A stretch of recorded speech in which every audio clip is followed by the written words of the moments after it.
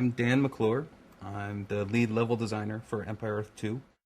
In each campaign, what we tried to do is create an arc of difficulty. So the novice player starts out and gets introduced to these things. The more hardcore player will be able to move through those quickly, but will be able to locate the new things that we've put into Empire Earth 2 at the same time and be able to master them very quickly in the more difficult scenarios.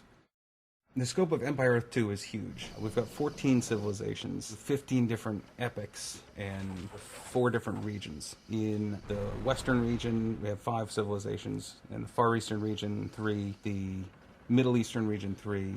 And the Mesoamerican region, we have 3 civilizations.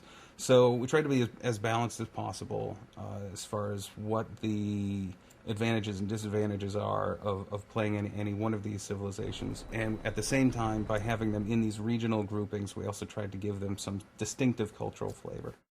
Of course, these are, distinct territories that can be traded with other players and conquered and developed. We've tied the concept of territories into population, resources, the kinds of buildings that you can build. We've also tied the scenario objectives into territories as well.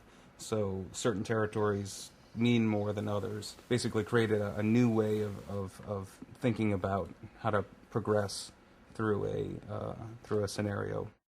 Turning points are where essentially we take a famous battle and we make it playable from either side for the player. A case in point is the Battle of Normandy, where you can play as the Allied forces invading, or you can play as the Germans and trying to obviously hold territory.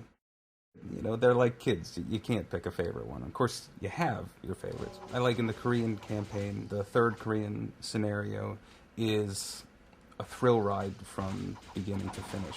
I like actually the next to last scenario in the German campaign. And in the American campaign, I'd have to say it's the liberation of France against the Nazis in World War II, just because I'm a big World War II buff. Each civilization has, obviously, its own unique set of units. For instance, if you play the Germans, you'll have access to Teutonic Knights. The buildings in Empire Earth 2 are also regionally flavored. We tried to use some historic buildings as inspiration for our wonders. Each region has its own set of wonders that it can build. For instance, a Western civilization can build the Pentagon, and the Middle Eastern civilization can build the Sphinx. Rated T for Teen.